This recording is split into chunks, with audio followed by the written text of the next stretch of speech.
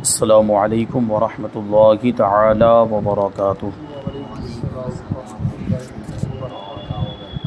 نحمده ونصلي ونسلم على رسوله الكريم اما بعد فاعوذ باللہ من الشیطان الرجیم بسم اللہ الرحمن الرحیم ان اللہ وملائکتہ یصلون علی النبی یا ایہا الذین آمنوا صلوا علیہ وسلموا تسلیما اللہم صلی علی سیدنا ومولانا محمد معدن الجود والکرم وآلہ الکرام وابنہ الکریم وبارک وسلم صلاۃ وسلاما علیک یا رسول اللہ صلی اللہ تعالی علیہ وسلم۔ وضو کا بیان جاری ہے اور وضو کے متفرق مسائل اور احکام بیان کیے جا رہے ہیں۔ اس میں ایک بہت اہم مسئلہ اس سے پہلے والے درس میں بیان کیا تھا کہ عورتیں سر کا مسح کس طریقے سے کریں، کیونکہ سر کا مسح کرنے کا جو عام طریقہ ہے جو زیادہ مشہور ہے اس میں یہ ہوتا ہے کہ پہلے انگلیوں کو پیچھے کی طرف لے جاتے ہیں، پھر ہتھیلیوں کو پیچھے سے آگے کی طرف لاتے ہیں۔ تو اس میں یہ ہو سکتا ہے کہ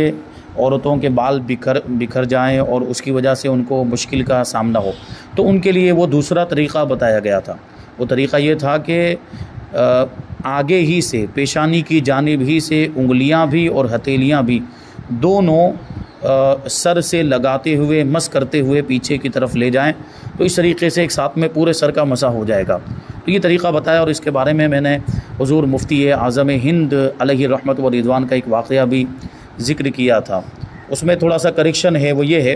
کہ وہ جو واقعے کے راوی ہیں ان کا نام ہے حضرت مولانا محمد اعظم، جو دارالعلوم مظہر اسلام بریلی شریف کے مفتی تھے حضور مفتی اعظم ہند کے زمانے میں۔ تو انہوں نے حضور مفتی اعظم ہند کو ویسے مسح کرتے ہوئے دیکھا تھا جو دوسرا طریقہ اس میں بیان کیا گیا، انگلیوں کو اور ہتھیلیوں سے ایک ساتھ میں مسح کرنا، انگلیاں اور ہتھیلیوں کو دونوں کو ایک ساتھ میں آگے سے پیچھے کی طرف لے کر جانا، اس طرح ایک ہی ساتھ میں پورے سر کا مسح کرنا۔ حضور مفتی اعظم ہند نے ویسے ہی مسح کیا۔ تو یہ جو حضرت تھے مفتی محمد اعظم، ان کو تعجب ہوا کہ عام طور پر تو وہی مسح کیا جاتا ہے، وہی طریقہ اختیار کیا جاتا ہے، اور وہ اسی کو مستحب سمجھتے تھے اور اسی کو بہتر سمجھتے تھے۔ جبکہ بعد میں انہوں نے فتاوی مصطفیہ کو پڑھا، تو فتاوی مصطفیہ میں یہ حضور مفتی اعظم ہند سے کسی نے یہی سوال پوچھا تھا۔ فتاوی مصطفیہ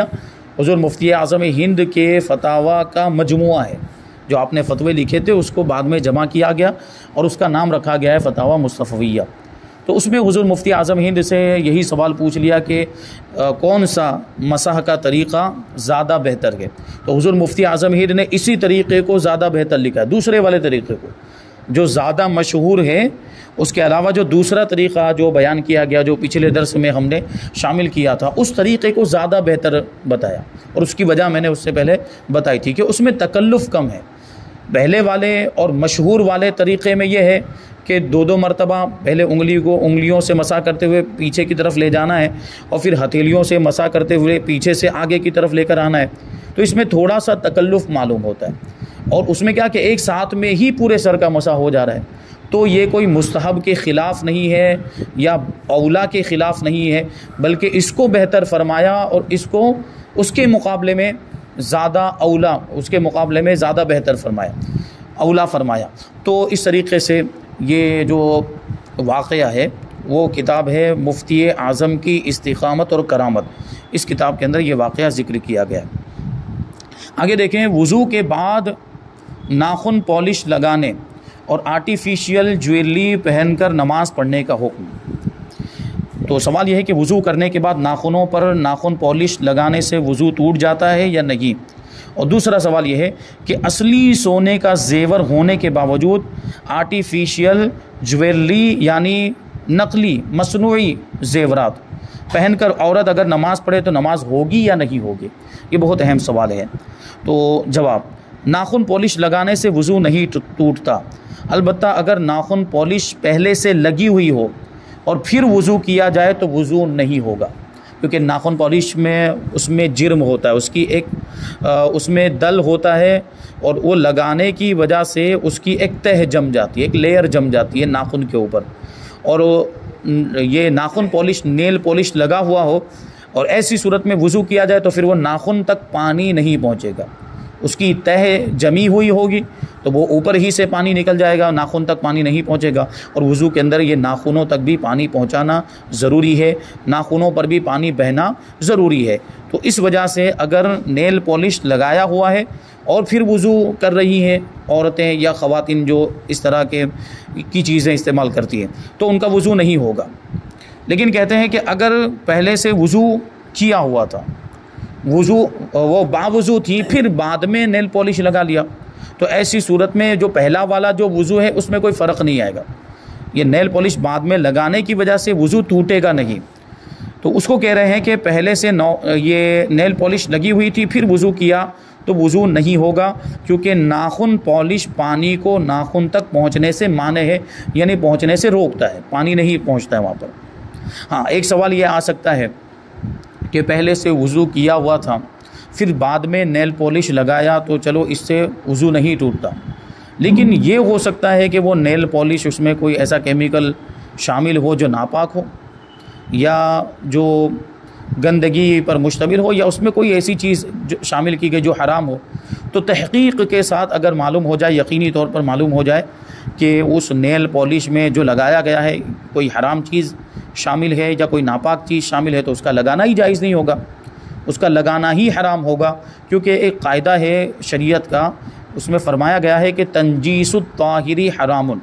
پاک چیز کو جان بوجھ کر ناپاک کرنا یہ حرام ہے۔ تو اپنے ہاتھ پاک ہیں، ناخن پاک ہے، اس کو جان بوجھ کر ناپاک کرنا، اس پر ناپاک چیز لگانا یہ حرام ہوگا۔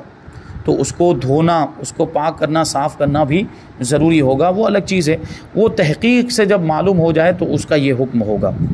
دوسرا جو مسئلہ تھا آرٹیفیشیل زیور کے بارے میں، اس کے بارے میں کہتے ہیں کہ آرٹیفیشیل یعنی مصنوعی نقلی زیور پہن کر عورت نماز پڑھے، وہ سمجھ رہے ہیں آپ، یعنی سونا چاندی کے علاوہ کسی دوسری دھات کے زیور، پیتل تانبے یا کسی اور چیز کا زیور پہنے اور وہ پہن کر نماز پڑھے تو اس کی نماز ہو جائے گی اگرچہ اس کے پاس اصلی زیور موجود ہو، کیونکہ علماء نے عموم بلوا کی وجہ سے آرٹیفیشیل جویلری پہننا عورت کے لیے جائز قرار دیا ہے۔ یہ دیکھیں سب کے نزدیک متفق نہیں ہے، یہ صاحب کتاب اپنا موقف بیان کر رہے ہیں، یہ صاحب کتاب جنہوں نے یہ کتاب لکھی ہے، جس کتاب میں سے ہم درس کو شامل کر رہے ہیں، یہ ان کا اپنا موقف ہے، جبکہ ہمارے ہندوستان کے علماء کا بھی یہی موقف ہے کہ مصنوعی زیورات نہیں پہن سکتے، نقلی زیورات، کسی اور دھات کے زیورات نہیں پہن سکتے۔ انہوں نے ایک لفظ استعمال کیا ہے عموم بلوا، یعنی ابتلاء عام طور پر عورتوں کے اس میں مبتلا ہونے کی وجہ سے اس کو جائز قرار دے دیا۔ حالانکہ یہ کوئی ایسی چیز نہیں ہے کہ جس سے بچنا مشکل ہو، اگر عورتوں کو صحیح مسئلہ بتا دیا جائے اور جن کو پتہ چل جاتا ہے پھر وہ بچتی ہیں، تو اس میں اتنی زیادہ بھی کوئی دشواری والی بات نہیں ہے اور کوئی بہت بڑے حرج والی بات نہیں ہے اور کوئی بہت بڑی مشکل والی بات نہیں ہے۔ اس لیے ہمارے علماء اب بھی یہی فتویٰ دیتے ہیں ہندوستان کے علماء کہ آرٹیفیشیل اور مصنوعی زیورات پہننا جائز نہیں ہے۔ تو ایسی صورت میں یعنی ہمارے علماء کے فتوے کے اعتبار سے مصنوعی زیورات پہن کر اگر کوئی خاتون نماز پڑھے گی تو اس کی نماز مکروہ ہوگی، یہ بات ذہن میں رکھیں، یہ علماء کے اختلاف کا اثر ہوتا ہے۔ تو وہ جو فتویٰ ہے وہ پاکستان کے علماء کا ہو سکتا ہے یا ہندوستان میں ہو سکتا ہے کسی عالم دین کا ہو، لیکن ہم تک نہیں پہنچا، ہم تک تو مفتیان کرام کا یہی فیصلہ پہنچا ہے جو شرعی کونسل بریلی شریف جو اس میں سیمینار ہوا تھا اس میں یہ مسئلہ شامل کیا گیا تھا کہ آرٹیفیشیل زیورات پہن سکتے کہ نہیں پہن سکتے، تو اس میں یہی فیصلہ ہوا ہے اور اس میں یہی آخر میں سب کا اتفاق اسی پر ہوا، جو مفتیان کرام سب جمع ہوئے تھے ہندوستان کے بڑے بڑے، کہ آرٹیفیشیل زیورات نہیں پہن سکتے۔ تو ظاہر سی بات ہے یہ ناجائز ہوا، اور نماز کے اندر کوئی ناجائز کام کرنا نماز کو مکروہ تحریمی بنا دیتا ہے۔ تو اس وجہ سے ان کی نماز، اگر وہ مصنوعی زیورات پہن کر کوئی خاتون نماز پڑھ رہی ہے تو ان کی نماز مکروہ تحریمی ہوگی۔ تو یہ مسئلہ جو ہے مختلف ہی ہو گیا ہے، تو پاکستان میں ہو سکتا ہے کچھ علماء کے نزدیک وہ جائز ہو، تو ان کے اعتبار سے ان کے یہاں پہ ان کے علاقے میں اور ان مفتیان کرام کے فتوے پر اگر عمل کر رہی ہے وہاں کی خواتین، تو ان کے اعتبار سے اگر انہوں نے مصنوعی زیورات پہنے ہوئے تو ان کی نماز مکروہ نہیں ہوگی۔ لیکن ہندوستان میں تو ظاہر سی بات تقریباً سارے علماء کا یہی موقف ہے کہ مصنوعی زیورات نہیں پہن سکتے، وہ جائز نہیں ہے۔ سونے چاندی کے علاوہ کسی دوسری دھات کے زیورات عورت کے لیے بھی جائز نہیں ہے، تو وہ اگر ہندوستان میں پہن کر نماز پڑھے گی تو اس کی نماز، ایسی خاتون کی نماز مکروہ ہوگی۔ اب آگے سوال ہے کہ کیا عورت کا سر ننگا ہونے سے وضو ٹوٹ جاتا ہے؟ سر سے دوپٹہ ہٹ گیا، پہلے وضو کیا، سر سے دوپٹہ ہٹ گیا، نقاب ہٹ گیا، تو ایسی صورت میں وضو باقی رہے گا یا نہیں رہے گا؟ تو اسی کا جواب ہے کہ سر کا برہنہ یعنی ننگا ہو جانا نواقض وضو میں سے نہیں ہے، یعنی وضو کو توڑنے والی چیزوں میں سے نہیں ہے۔ اس سے پہلے وضو کو توڑنے والی چیزیں بیان کی گئی، اس میں جو چیزیں آئی آپ نے سنا وہ بیان اس سے پہلے شامل کیا گیا، تو اس میں کہیں پر بھی یہ چیز ذکر نہیں کی گئی کہ وضو کے بعد عورت کا سر اگر کھل جائے اور سر برہنہ ہو جائے تو وضو ٹوٹ جاتا ہے، ایسا کہیں بھی نہیں آیا ہے۔ اس کا مطلب یہ ہے کہ سر کا برہنہ ہو جانا یہ نواقض وضو میں سے نہیں ہے، اس سے وضو نہیں ٹوٹتا۔ اس لیے کہتے ہیں کہ سر سے دوپٹہ اتارنے سے وضو نہیں ٹوٹتا، البتہ اس بات کا خیال رہے کہ غیر محرم کے سامنے سر کے بالوں کا ظاہر کرنا جائز نہیں ہے۔ یہ تو پھر ایک عام ہی مسئلہ ہے، اس کا تو اب وضو سے تعلق نہیں ہے، ان کو تو ویسے پردہ کرنا ہے، اجنبیوں کے سامنے سر نہیں کھول سکتی، سر کے بالوں کو چھپانا لازم اور ضروری ہے، بلکہ فتنے کی وجہ سے چہرہ بھی چھپانا ضروری ہے۔ اس زمانے میں اتنا زیادہ فتنہ ہے تو چہرہ بھی چھپایا جائے گا، چہرے کا بھی پردہ ہے، تو وہ الگ چیز ہے، وہ غیر محرم کے سامنے سر کو چھپانے والی بات ہے۔ اور یہ جو مسئلہ ہے کہ سر اگر کھل جائے تو اس سے وضو ٹوٹتا ہے یا نہیں، تو سر کے کھلنے سے وضو نہیں ٹوٹتا۔ اچھا، ہمارے یہاں پہ ایک چیز مشہور ہے، وہ یہ ہے، یہ عام طور پر اس میں مرد اور عورت کا کوئی فرق نہیں ہے، اس میں یہ چیز مشہور ہے کہ اگر شرمگاہ پر نظر پڑ جائے تو وضو ٹوٹ جاتا ہے۔ شرمگاہ پر نظر یعنی بغیر کپڑے کے، بغیر کسی آڑ کے اگر شرمگاہ پر نظر پڑ جائے تو وضو ٹوٹ جاتا ہے، اس طرح کی بات مشہور ہے، تو ایسا بھی نہیں ہے، شرمگاہ پر نظر پڑنے سے وضو نہیں ٹوٹتا ہے۔ البتہ بغیر کسی ضرورت کے، بغیر کسی عذر کے، بلا وجہ ویسے ہی شرمگاہ کو دیکھنا اس سے منع فرمایا گیا ہے، تو وہ نہیں ہونا چاہیے، لیکن اگر کسی کی نظر پڑ گئی، کسی نے دیکھ لیا تو اس کی وجہ سے وضو نہیں ٹوٹے گا۔ ایک اور بات ہمارے یہاں پہ مشہور ہے وضو کے تعلق سے کہ وضو کیا ہے کوئی شخص باوضو ہے اور گالی بول دی ہے اس نے، تو گالی بولنے سے وضو ٹوٹ جاتا ہے، تو ایسا بھی نہیں ہے، گالی بولنا بہت بری بات ہے، اور کسی مسلمان کو گالی دی اور اس کی وجہ سے ایذا ہوئی تو پھر یہ گالی بولنا حرام میں شمار ہوگا، گناہ کبیرہ میں شمار ہوگا، یہ بہت بڑا گناہ ہوگا، لیکن اس کے باوجود گالی بولنے سے وضو ٹوٹتا نہیں ہے۔ ہاں، وضو مکروہ ہوتا ہے، یعنی وضو کے دوران باوضو شخص کوئی بھی گناہ کا کام کرے، گناہ کبیرہ کرے، تو ایسی صورت میں وضو مکروہ ہوتا ہے، اور بہتر یہ ہوتا ہے کہ وہ پھر سے وضو کر لے، اور خاص طور پر ایسے گناہ جن کا تعلق منہ سے ہو، جیسے غیبت کی، کسی کی چغلی کی، اور کچھ زبان کے ذریعے سے کسی کو تکلیف پہنچائی، تو ایسی صورت میں اور زیادہ بہتر ہوتا ہے اس کے لیے کہ وہ وضو کر لے، کیونکہ وضو مکروہ ہو جاتا ہے، وضو پھر بھی ٹوٹتا تو نہیں ہے، کیونکہ یہ ساری چیزیں بھی نواقض وضو میں سے نہیں ہے، وضو کو توڑنے والی چیزوں میں سے نہیں ہے۔ اچھا، ایک اور چیز ہمارے یہاں پہ خاص طور پر ماؤں بہنوں میں مشہور ہے، تو چونکہ ہم اپنے یہاں پہ اپنے علاقے کے اعتبار سے، چونکہ ہمارے علاقے میں ہی ہمارا درس زیادہ سنا جاتا ہے، تو اس لیے یہ چیزیں ہم شامل کر رہے ہیں۔ اور خواتین میں ہمارے یہاں پہ یہ بات مشہور ہے کہ وضو کرنے کے بعد اگر آئینے کے سامنے آ جائے تو وضو ٹوٹ جاتا ہے، یہ بات بھی مشہور ہے، تو ایسا بھی نہیں ہے، اگر آئینے کے سامنے آ جائے تو اس سے وضو نہیں ٹوٹتا ہے، تو یہ باتیں ذہن میں رہنی چاہیے۔ ایک سوال یہ آ گیا، حالانکہ یہ نماز کے تعلق سے ہے، کہ آئینے کے سامنے نماز پڑھنا کیسا ہے؟ آئینہ سامنے موجود ہو تو نماز پڑھنا کیسا ہے؟ کیونکہ تصویر والا مسئلہ ہے، تو جاندار کی تصویر سامنے ہو تو نماز مکروہ تحریمی ہوتی ہے۔ اب آدمی کا خود کا عکس آئینے کے اندر دکھ رہا ہوگا تو ایسی صورت میں اس کی نماز کا کیا حکم ہوگا؟ تو اس سے اس کی نماز میں کوئی فرق نہیں پڑے گا، کیونکہ یہ تصویر نہیں ہے، یہ تصویر کے حکم میں ہے ہی نہیں۔ آئینے میں جو انسان کا عکس دکھتا ہے یا کسی جاندار کا عکس دکھ رہا ہو، اس کے لیے تصویر کا حکم نہیں ہے، وہ تصویر ہے ہی نہیں۔ تو اگر کوئی آئینے کے سامنے نماز پڑھتا ہے تو اس کی نماز میں کوئی فرق نہیں آئے گا، اس کی نماز مکروہ نہیں ہوگی۔ البتہ اس سے بچنا بہتر اس لیے ہے کہ آئینے کے سامنے آدمی نماز پڑھے گا تو خود اس کی حرکات و سکنات آئینے کے اندر دکھے گی، وہ اٹھنا بیٹھنا، وہ آدمی رکوع سجدہ کرے گا، یا کوئی خاتون اگر گھر میں نماز پڑھ رہی ہے وہ رکوع سجدہ کرے گی، تو اس کا عکس جب آئینے میں دکھ رہا ہوگا تو خود اس کا دھیان بھٹکے گا، اس کی توجہ بٹے گی اور بار بار ذہن اس کی طرف جائے گا۔ اس لیے آئینے کے سامنے نماز نہ پڑھنا بہتر ہے، لیکن اگر کوئی پڑھے گا تو نماز ہو جائے گی۔ آگے سوال ہے کہ وضو کے بعد سورہ قدر پڑھنے کی فضیلت اور فائدہ بیان کیجیے۔ سورہ قدر یعنی انا انزلناہ فی لیلۃ القدر۔ جواب، حدیث مبارکہ میں ہے کہ جو وضو کے بعد ایک مرتبہ سورہ قدر پڑھے وہ صدیقین میں سے ہے۔ صدیقین یہ صدیق کی جمع ہے، صدیقین صدیق کی جمع، اور صدیق کا مطلب ہوتا ہے بہت زیادہ سچ بولنے والا اور سچوں کی تصدیق کرنے والا۔ سیدنا صدیق اکبر رضی اللہ تعالیٰ عنہ کو صدیق اسی لیے کہا جاتا ہے کہ وہ بہت زیادہ سچ بولنے والے تھے اور سچوں کی بلکہ سب سے بڑے سچے کی تصدیق کرنے والے تھے۔ حضور پاک صلی اللہ علیہ وسلم کی انہوں نے آزاد مردوں میں سب سے پہلے تصدیق کی، ان کو سچا مانا، ان پر ایمان لائے، اس لیے ان کا شمار صدیقین میں ہو گیا، بلکہ ان کو صدیق اکبر کہا جاتا ہے۔ تو جو ایک مرتبہ وضو کے بعد سورہ قدر پڑھ لے اس کا شمار بھی صدیقین میں ہوتا ہے۔ ظاہر سی بات ہے صدیقین کا بڑا مرتبہ ہے، تو وضو کے بعد سورہ قدر پڑھ لیں تو ہم بھی صدیقین میں شمار ہوں گے، اور جو 2 مرتبہ پڑھے وہ شہداء میں شمار کیا جائے گا، شہیدوں میں شمار کیا جائے گا، اور جو 3 مرتبہ پڑھے گا اللہ پاک میدان محشر میں اسے اپنے انبیاء کرام کے ساتھ رکھے گا۔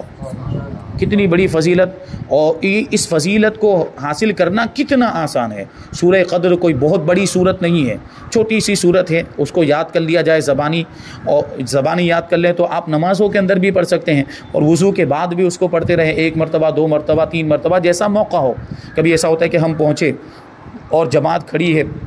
اب وضو کیا تو اب ہمارے پاس وقت نہیں ہے کہ ہم 3 مرتبہ پڑھیں، تو 1 مرتبہ پڑھنے کا وقت ہو تو 1 مرتبہ، کبھی ایسا ہو سکتا ہے کہ 1 مرتبہ پڑھنے کا بھی وقت نہیں ہے، تو پھر اب ضروری نہیں ہوگا کہ آپ یہاں پہ سورہ قدر پڑھ کے ہی جائیں، اب سورہ قدر پڑھنے جائیں گے تو آپ کی رکعت چھوٹ جائے گی، وہ اس سے زیادہ ضروری ہے، تو وہ حاصل کرنا لازم اور ضروری ہوگا، پھر آپ سورہ قدر چھوڑ دیں گے۔ لیکن موقع ہے، فرصت ہے، وقت ہے، تو آپ 1 بار پڑھ سکتے ہیں تو 1 بار پڑھیں، 2 بار پڑھ سکتے ہیں تو 2 بار، 3 بار پڑھ سکتے ہوں تو 3 بار، تاکہ یہ فضیلت آپ کو حاصل ہو جائے۔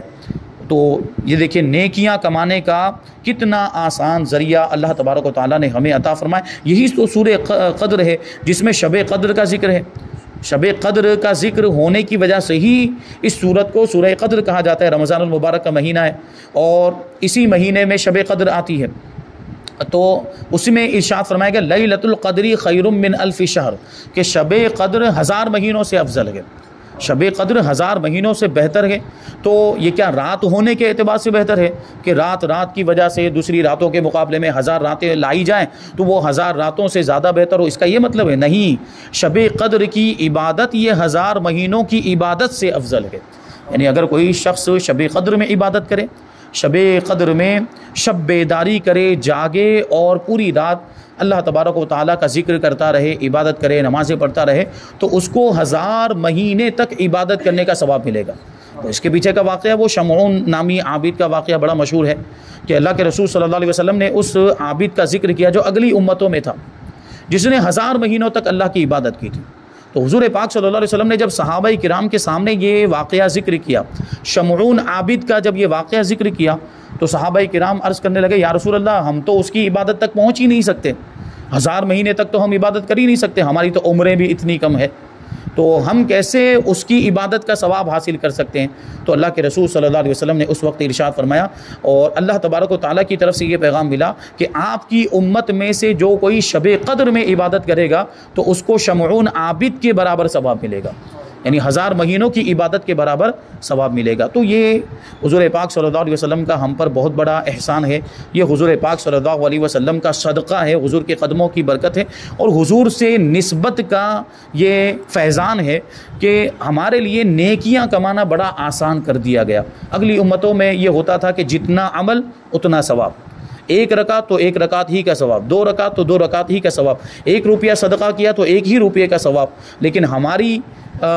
اللہ تبارک و تعالیٰ نے ہم پر کیسا احسان کیا کہ حضور پاک صلی اللہ علیہ وسلم کے صدقے میں اس امت کے ثواب کو بڑھا دیا۔ اب 1 نیکی کرو تو 7 کے برابر ثواب ملے گا، 700 کے برابر ثواب ملے گا۔ جو آیت کریمہ مثل الذین ينفقون اموالهم فی سبیل اللہ کمثل حبۃ انبتت 7 سنابل فی کل سنبلۃ 100 حبۃ واللہ یضاعف لمن یشاء، یہ آیت کریمہ ہے خرچ کرنے کے بارے میں کہ ان لوگوں کی مثال جو اللہ کی راہ میں اپنا مال خرچ کرتے ہیں اس دانے کی طرح ہے جس نے 7 بالیاں اگائی، یعنی جو مال اللہ کی راہ میں خرچ کرتے ہیں، 1 روپیہ خرچ کیا مثال کے طور پر، تو اس کی مثال اس دانے کی طرح ہے جس نے 7 بالیاں، ایک دانے کو زمین میں بویا جائے تو اس میں سے 7 بالیاں نکلتی ہے۔ اب ہر بالی کے اندر 100 دانے، تو 7 بالیوں کے 100 دانوں کو ملاؤ تو کتنے ہو گئے؟ 700 دانے ہو گئے۔ تو مطلب کیا ہوا کہ جو اللہ کی راہ میں 1 روپیہ خرچ کرتا ہے تو اس کو 700 گنا ثواب ملتا ہے۔ اور پھر آگے اتنا ہی نہیں، یہ اللہ کی مہربانی ہے، یہ اللہ کی کریمی اور رحیمی ہے، فرماتا ہے کہ واللہ یضاعف لمن یشاء، یعنی 700 تو فکس ہے،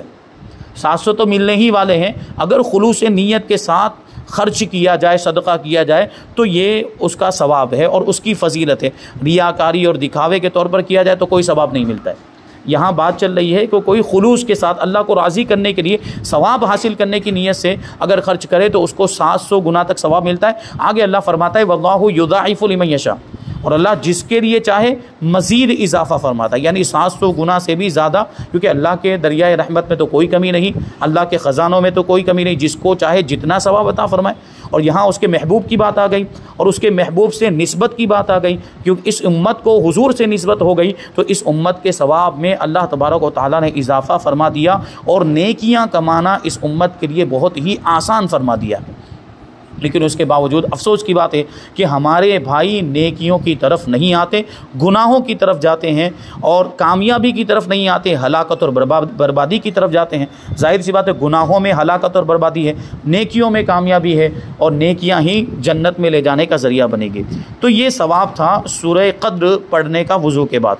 کہتے ہیں کہ جو وضو کے بعد آسمان کی طرف دیکھ کر سورہ قدر پڑھ لیا کرے، انشاءاللہ اس کی نظر کبھی کمزور نہ ہوگی۔ یہ بھی بڑا، اب یہ دنیاوی فائدہ ہو گیا۔ وہ جو فائدہ تھا پہلا والا، جو فضیلت وہ آخرت سے تعلق رکھنے والی تھی، اور یہ جو فضیلت ہے اب یہ دنیا سے تعلق رکھتی ہے کہ دنیا میں نگاہوں کی بینائی کی روشنی کی ضرورت ہوتی ہے، تو یہ پڑھ لیا کریں تو یہ فائدہ حاصل ہوگا۔ اور میں نے پہلے بھی عرض کیا تھا کہ اسی فائدے کے لیے پھر نہیں پڑھنا چاہیے کہ میری بینائی مضبوط ہو جائے، نظر کمزور نہ ہو۔ سورہ قدر ثواب کی نیت سے پڑھنی چاہیے تو یہ فائدہ خود بخود حاصل ہو جائے گا۔ آخری سوال اس باب کا، کہتے ہیں کہ وضو کے بعد کون سی دعا پڑھی جاتی ہے؟ جواب، اللہم اجعلنی من التوابین واجعلنی من المتطہرین۔ پھر سے سماعت فرمائیں، اللہم اجعلنی من التوابین واجعلنی من المتطہرین۔ ترجمہ، اے اللہ مجھے کثرت سے توبہ کرنے والوں میں بنا دے اور مجھے پاکیزہ رہنے والوں میں شامل کر دے۔ تو یہ دعا بھی بڑی پیاری ہے، توبہ کرنا، توبہ کرنے کی تو بڑی فضیلتیں ہیں۔ تو یہ دعا کہ اللہ تبارک و تعالیٰ مجھے توبہ کرنے والوں میں سے بنا دے، اور یہ کہ مجھے خوب زیادہ پاکیزہ رہنے والوں میں سے بنا دے۔ تو وضو بھی پاکیزگی اور طہارت کا ایک حصہ ہے، اس لیے وضو کے بعد یہ دعا پڑھی جاتی ہے۔ تو یہ دعا بھی پڑھتے رہنا چاہیے، اس کے بھی بڑے فوائد ہیں۔ یہاں پر وضو کا بیان مکمل ہوا، اس کے بعد غسل کا بیان ہے، انشاءاللہ وہ بیان ہم آئندہ درس میں شامل کریں گے۔ اللہ تبارک و تعالیٰ کی بارگاہ میں دعا ہے کہ جو کچھ بھی بیان ہوا اس پر ہم سب کو عمل کرنے کی توفیق عطا فرمائے۔ وما علینا الا البلاغ۔ السلام علیکم۔